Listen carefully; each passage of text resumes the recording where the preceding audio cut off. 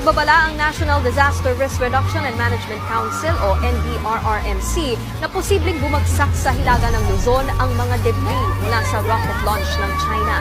Ayon sa NDRRMC, sa dagat malapit sa Bugos, Ilocos Norte at Santa Ana, Cagayan, posibleng bumagsak ang debris ng Long March 7A rocket.